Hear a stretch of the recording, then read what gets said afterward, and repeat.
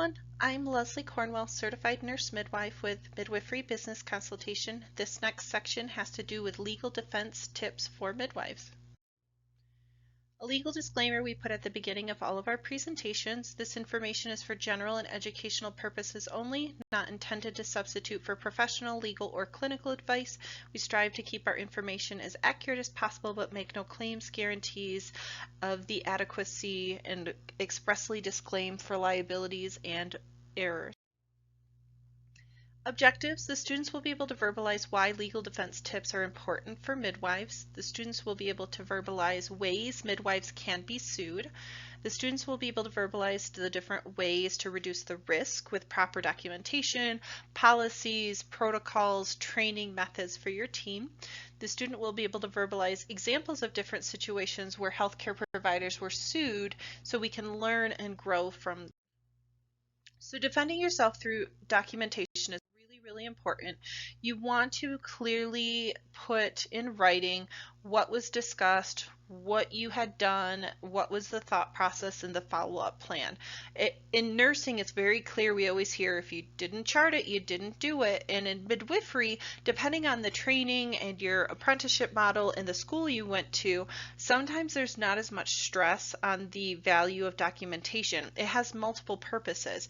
It's used to continue care, collaborate, transfer, make sure that everybody's on the same page of the management plan, but it also is a legal defense tool for you in many states up to 18 to 21 years in obstetrics.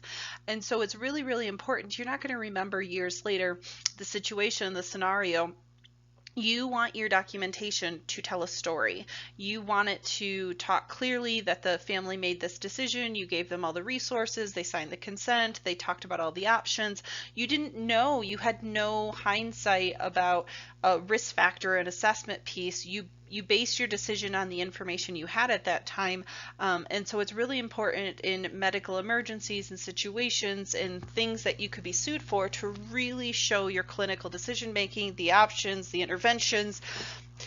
And did it improve? Did it not improve? The follow-up, I don't see that a lot in midwifery charting. Is they put the intervention they did, but did it improve the situation? Did it make it worse? The follow-up communication of did that intervention, reassessment help or not help?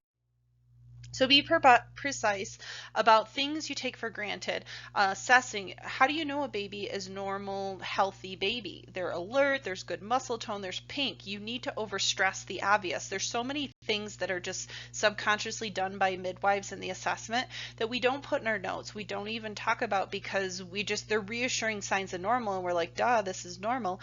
But you need to put them in writing that you're thinking about them. This is normal bleeding. She's got normal bloody show. There's no leaking of fluid. When you checked her cervix, the baby was head down.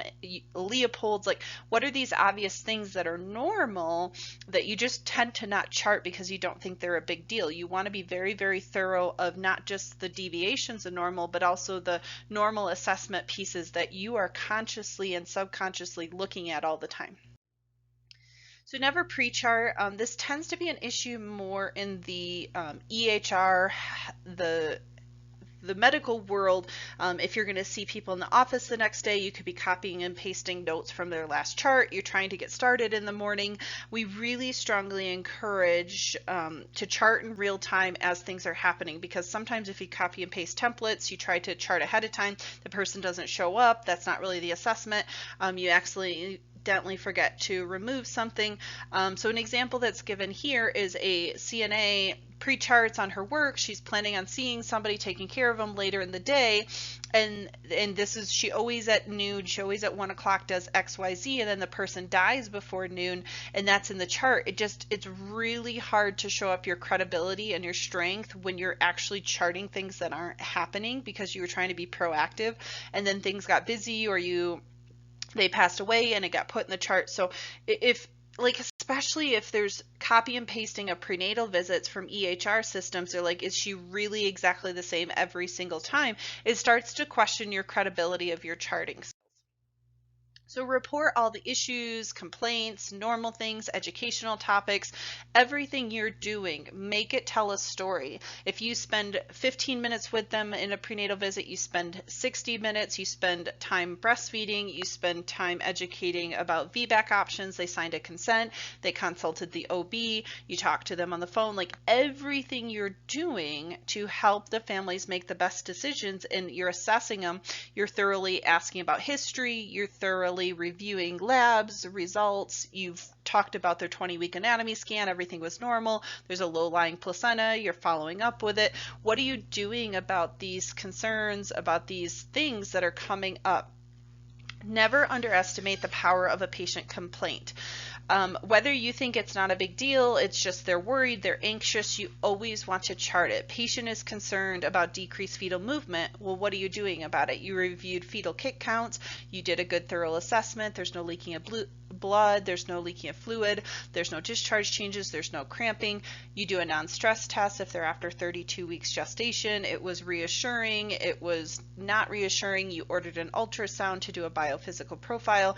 You're doing the appropriate steps based on the concern and their unique specific history.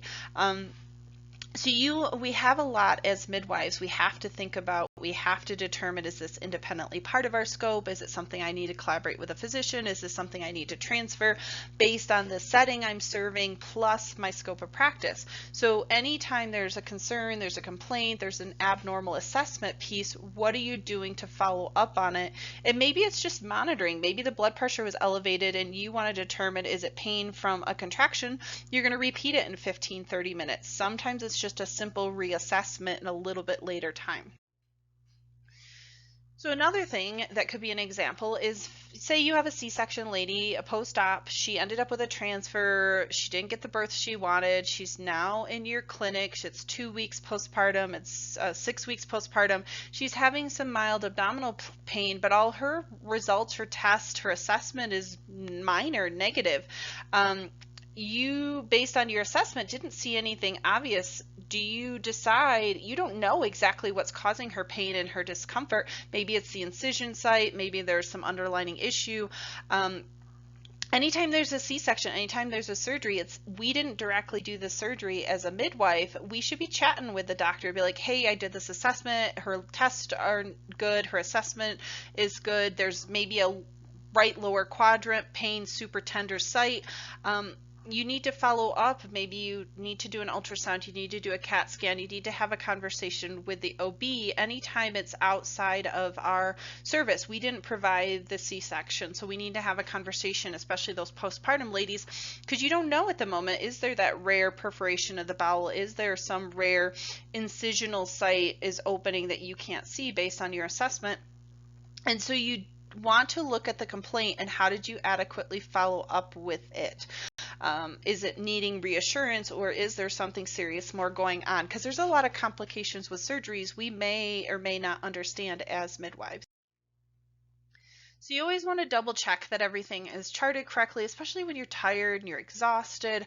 If there's high risk situations, you're taking care of the VBAC, or in the hospital setting, you're giving pain medicine, you're giving IV Phenergan, Stadol, Nubane, morphine, you're giving an epidural. You want to make sure the orders you're putting in are accurate. You want to make sure that if you're in the community-based setting and you're providing Nubane, Stadol in your birth center, you want to make sure that you've double checked, you've triple checked the dosage, the amount you drew up in the syringe, the allergies, any risk factors that they contraindicate them getting that medication. You really want to be thorough.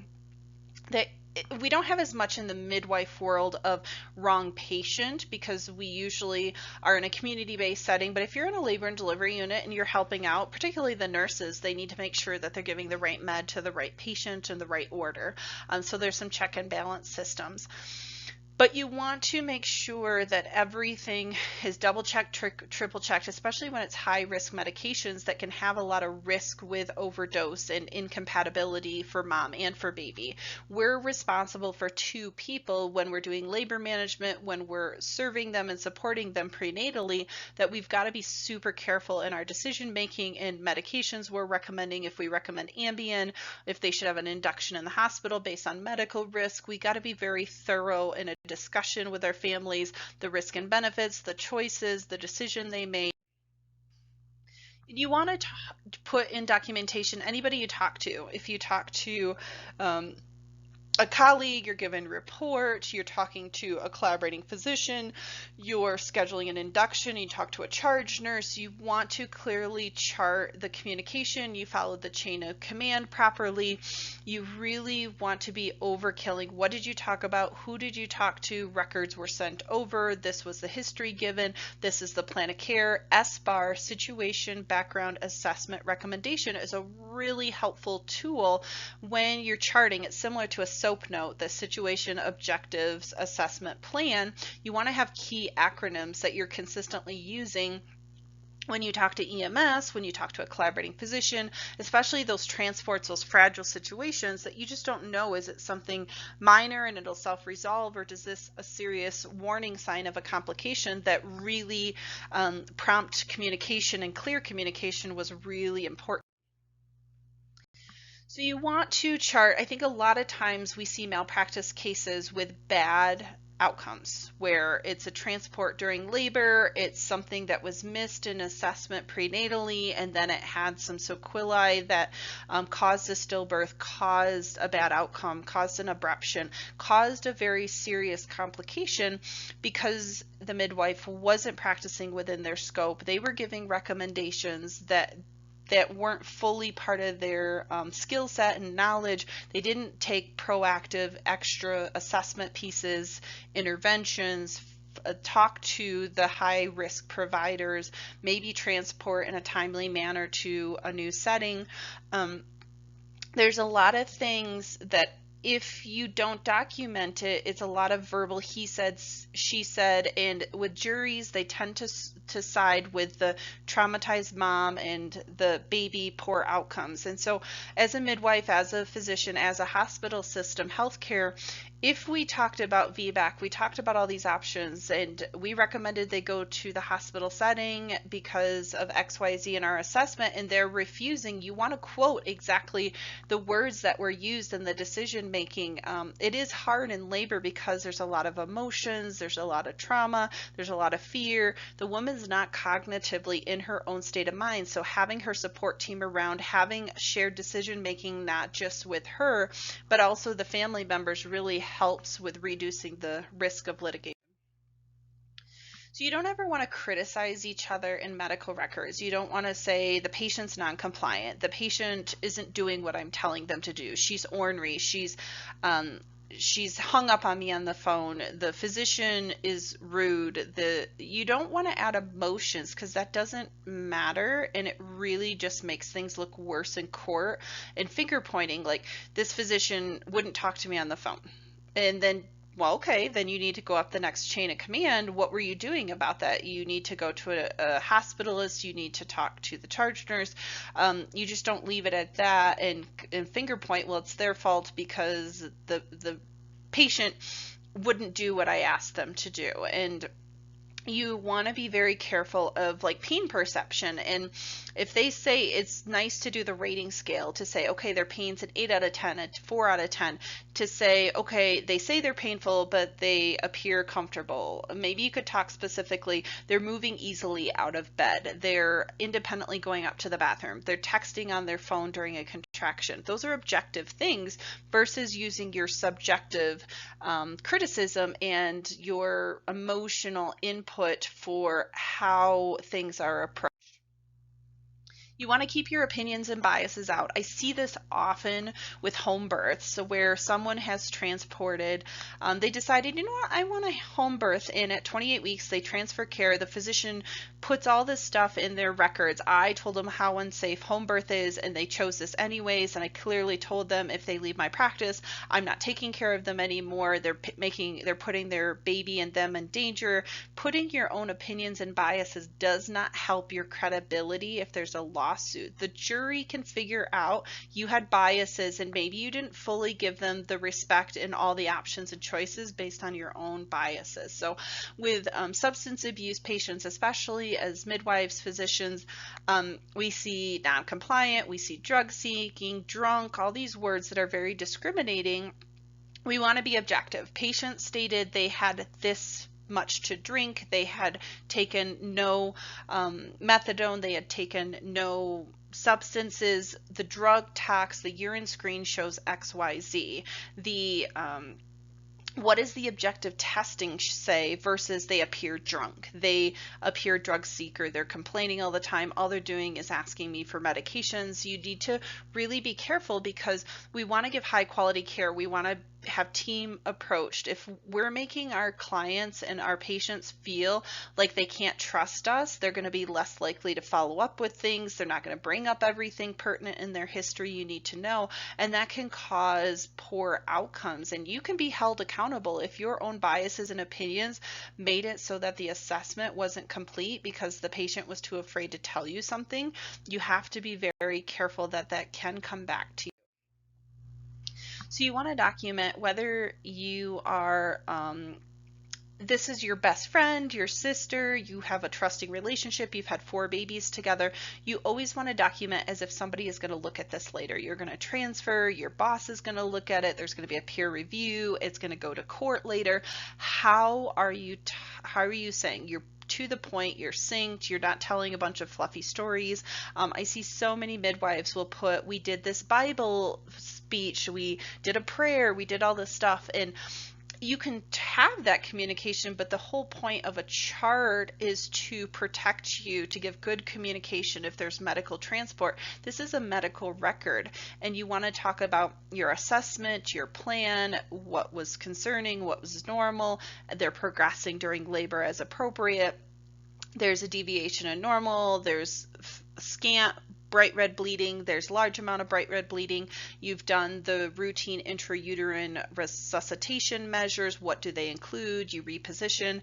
There's a prolapse cord. You immediately called EMS. Like during time sensitive emergency situations, they want to know thoroughly, and you're not going to pause in your interventions to chart. You're going to have your birth assistant, your team put some high level notes, time, what was it affiliated with? They fetal heart rate 160s. You're going to back chart afterwards, and you're going to note in it, this is delayed charting due to giving emergency interventions and care. Especially in an out-of-hospital setting, we don't have 5 people in a call room. We can just all of a sudden ask for additional support. You're going to want your 2 staff, potentially 3 in a birth center in the home setting, to be focusing on care, focusing on getting additional support with EMS, doing quick interventions that are high priority, and quickly determining what are the intervention steps you need to do and what was the response you got from it. So look at your documentation as a protection for you of your license, your business, the other clients you're going to serve in the future, your personal assets. You need to look at your documentation as a legal leg to stand on if you ever get sued. It's your protection. So you need to overkill the documentation. That's why EHR systems versus paper charting is a little bit easier because you got a lot of clicks, and you can customize scripts and summaries versus you have to hand write everything, and you get tired and you get exhausted, you miss things. There is a perception with EHRs and well-organized documentation that you're more likely to give good patient care, and that you're an organized person, whether it's right or wrong. Midwifery advice on avoiding lawsuits. There's tips you can do to help keep yourself out of court. We have a huge advantage as midwives taking care of our clients. We tend to get a great relationship. We see them the entire time. It's not a large team. They really get to know us. We go in their home setting. They're much more vulnerable. It's far less likely for community-based small private practice midwives to get sued. But if you're a nurse midwife, a large hospital organization, and there's many steps to the process and you don't have that relationship, it's not as much of an advantage to you. The biggest things you can get sued for is negligence, and that's the failure to exercise the degree of care that an ordinary person with due diligence would have done in the same situation. So if there are assessment pieces you're missing, or you've done a thorough assessment and something happened, it's very different. They can't call you negligent if you didn't know this. You didn't have any risk factors to make XYZ happen. On a placenta abruption, if there was no warning and no risk factors for you to be emergent on care with, it's very different than someone that in a same situation, if they've had 3 prior C-sections, the national standard and other midwives based on national scope and training would have not taken that patient as a home birth client. So you have to compare yourself. What are the decision making you're doing for scope of practice, who you're accepting, what your policies are saying, assessments throughout pregnancy. Are you offering prenatal panels? Are you offering a 20-week anatomy scan? Are you doing the discussion at 28 weeks gestation, you know their blood type, are they Rh negative? Are you doing the same standard of care discussion, not saying you have to give it to them, that someone else in routine prenatal care would be offering? And especially those traumatic experiences, the morbidity and mortality where the mom and baby have some complications and there's death involved, they're going to look really closely at every step of your care from the very first visit all the way during labor, all the way to postpartum, whatever you had done during the process, to see if there was anything that could have been different based on an assessment, questions that were asked. And your documentation is that defense. So malpractice gets more and more restrictive. It's more of a violation of the professional duty, and it's a very unique kind of negligence. Are you failing to meet the standards of care in a birth center standard, home standard, hospital standard, your collaborating relationship, your hospital privileges? Are you following the guidelines and recommendations and protocols and evidence that's currently in place? And would other people, that's why they have legal expert witnesses that'll say, yep, they followed everything they were supposed to, this was just a bad outcome, or nope, other providers in similar situation would have assessed for this, would have asked these questions, would have done extra testing, would have transferred sooner. You have to be very careful to avoid litigation by using just caution, common sense, maintaining a heightened awareness that OB obstetrics unfortunately is a high risk liability platform. I've seen too many midwives, their practices were successful for 10, 15 years, and then it was just one outcome. Even though they'd practiced this way the whole time, they're really being held to a negligent standard because this one time wasn't a near miss, it caused a bad outcome. The standard of care that they're offering is negligent, is part of that discriminatory level that other practitioners with similar skill sets and scope of practice are not doing. So you want to know your strengths and your weaknesses. And if you have weaknesses, you either don't offer that service, you're more cautious with your assessment, your resources you know around you, and you know your strengths. If you've done breech deliveries before and you've got a certification, that's very different than someone that's like, I've never been trained in it. She knew ahead of time that the baby was breech, and I told her that I have the skills and expertise to do it. And then there was complications because you didn't have the skills and expertise to handle a certain procedure situation. Being accountable to refuse an assignment, to refuse taking care of a patient. You've got a team approach, you've got a client you're thinking about taking, she had some birth trauma, you emotionally think it's terrible what happened to her, but she's not a good candidate for a midwife, an out of hospital birth. You're coming on shift, there's severe shortages, and you're knowing the safety. If you do not stand up and follow the proper chain of command, you're held accountable for the responsibilities of that unit, of the care that's being done, because you did not stand up and follow the proper chain. That we're too short on nurses, we can't have this many people laboring on a unit. We've got a VBAC, the OB should be in-house, anesthesia should be in-house. We should be clearly advocating for policy improvements, policy accountability, and taking good patients based on our scope and resources we have within our practice. You want to delegate safely. You want to delegate to a birth assistant, someone that has the skills and training. If you're delegating to a birth assistant, hey, I want you to go to her house first, I want you to check her cervix, I want you to do heart tones, and she's never done that before, or she's not a midwife student, and even like it's a really gray zone. If you're delegating things that are exclusively the role of a midwife, it doesn't matter if they have experience in it or not. You should, especially in the out of hospital setting, you want to be the first one there. You want to be the assessment. The scope for an assistant is delegated emergency situations, labor support, breastfeeding, helping with documentation. You want to clearly know the role and responsibility of each person on your team, what skills they have, what competency checklists you've done to confirm that they have those skills.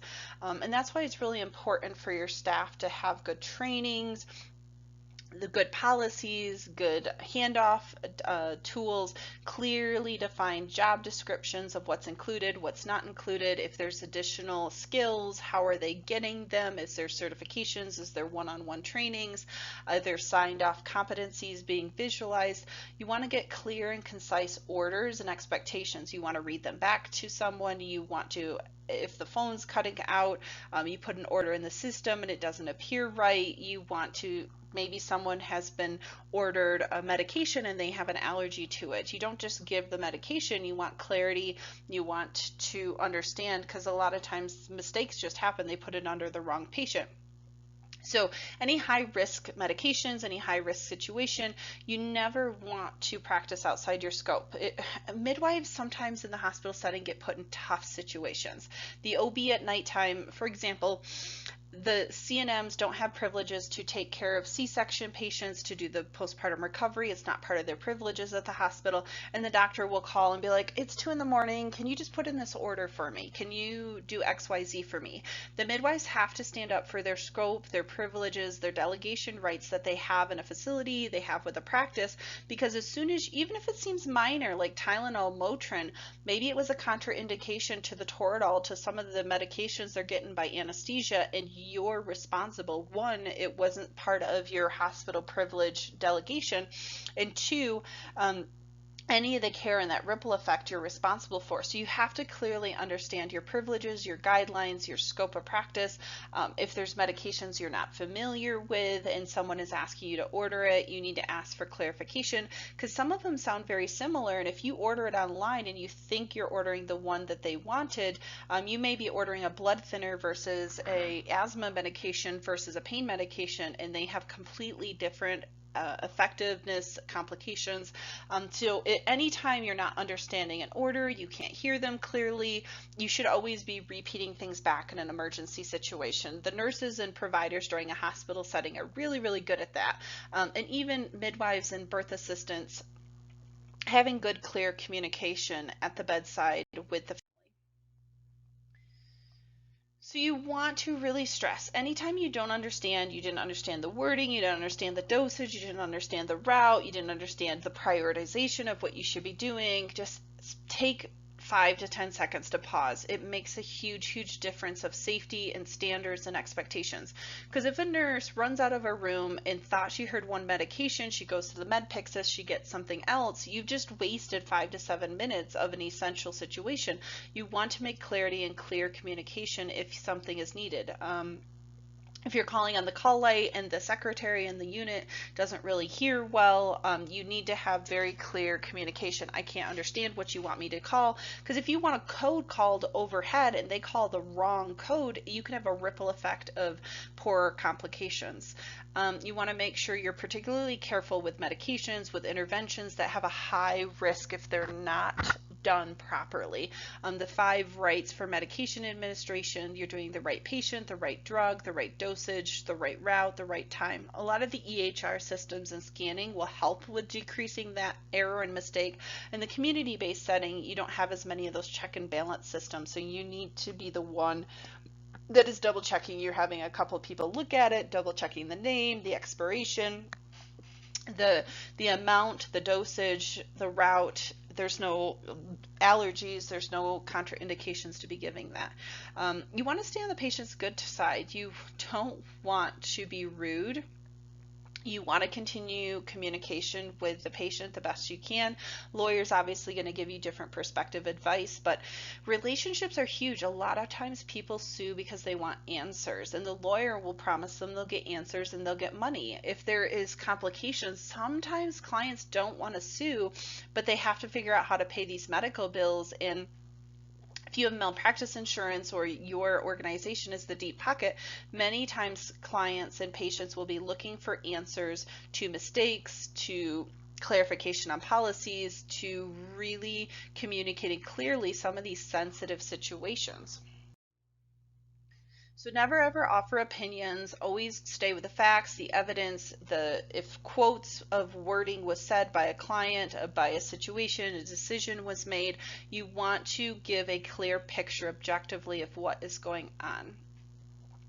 Never sign any consent, any agreement, anything you don't understand. I see too many times midwives, providers will just sign an agreement, a consent, a refusal form, but they had never actually read it themselves either. And even if you're saying as the witness, I witnessed the signature, you need to make sure you and the person signing fully understands the paperwork, no matter how big or small it is. Stick to the facts, stick to the assessment, the situation, the background, what you did about it, the follow-up, the communication you had, the step-by-step, tell a detailed, objective story of what is happening so that when it's looked at in court months or even years later, it tells factual, accurate, complete, and timeliness. You followed up with things based on a reasonable human being can do.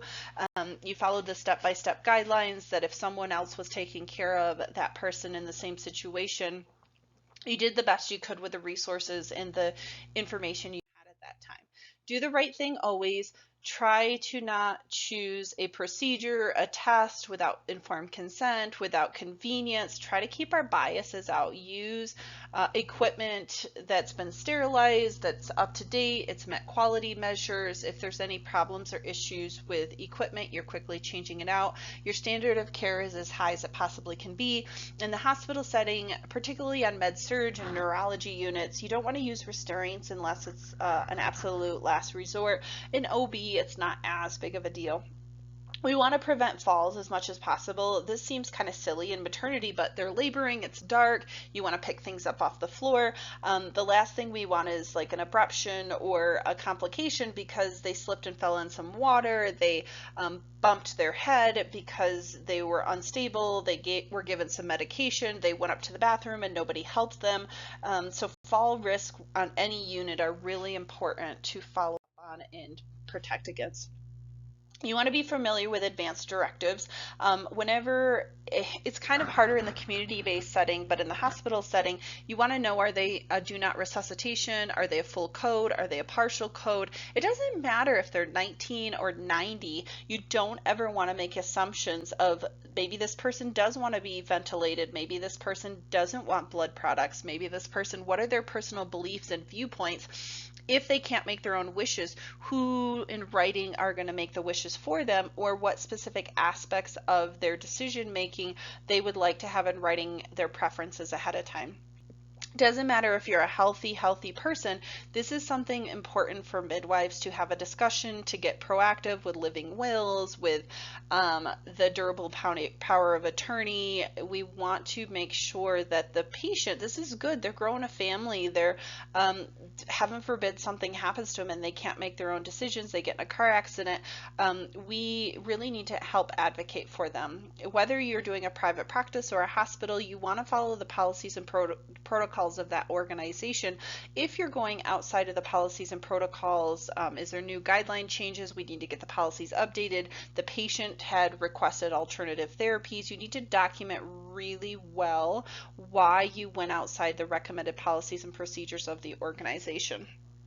You want to create a safe working environment, and that includes proper training, adequate staff, the equipment's working well, you've had good conversations with the clients, if it's dimmed in the room, there's not cords on the floor, you're picking things up, you're making sure that everything, especially with water bursts, you're not putting electrical things next to the water. You want to create a safe environment because little things may turn out to be big things that you don't even realize. So what to do if you're being sued? You know, it's hard. We make mistakes, whether you're in midwifery and nursing practice. Many of us don't even worry about a lawsuit, especially in community-based. They're like, my clients love me. I only serve 2 clients a month. It's so rare. We serve the Amish. The Amish don't sue. Whatever stereotypes and myths and misunderstandings you want to tell yourself, it's rare to be sued, but when you get sued, having documentation, having the proper quality measures, protocols, training, conversations with the patients, and documentation of all these things are essential. They're absolutely essential. Because even if you're serving the Amish, you transport to the hospital everybody in the step. It's not just the patients that can sue. The hospital can sue. They can have a report against your license. You want to make sure you're always giving the quality of care that's best possible within your scope of practice. So you need to know your state regulations. You need to know your certifications, your scope, your standards of your local area to make sure you're following everything. Once you're done with all that and the patient is taken care of, those near misses, that serious situation, you can have a lot of fears and trauma and anxiety about lawsuits. And the best way to minimize a lawsuit is to have a touch base, be proactive with your manager, putting incident reports in, talking to your legal team, being proactive that this was a near miss that I'm worried might end up in a lawsuit.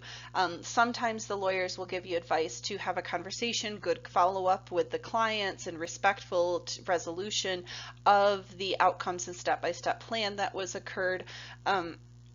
You really want to make sure you're being proactive anytime you think that there may be a potential lawsuit, a near miss, a complication. It helps a lot to be proactive versus reactive. So your charting, your conversation with clients, your legal team, your malpractice insurance, what does it cover, what does it not cover, are your policies and protocols up to date? Use this as a learning opportunity. So just as a conclusion, there's a lot of legal defense measures that are extremely important for midwives and their organizations. We want to stress that your documentation is honestly your single best defense in court later in the future. So you want to stress everything you do, your education, your questions you asked, the emotions in the room, the specific interventions, the follow through. Did you assess things and take care of that in appropriate, timely manner? You want to keep the biases out. You want it clear. You want it to the point. Depending if you're paper charting or EHR systems, you want to really be thorough and consistent. You want to be real-time charting as much as you possibly can. Obviously, in emergency situations, you're going to take care of the care. You're going to have your assistant put little high-level notes of the times and interventions done. Your charting is literally your legal defense for many, many years to come, because you're not going to remember things. And if the bare bones is charted or it just doesn't look good because you missed things, even though you forgot to chart it, if it's not charted, it's not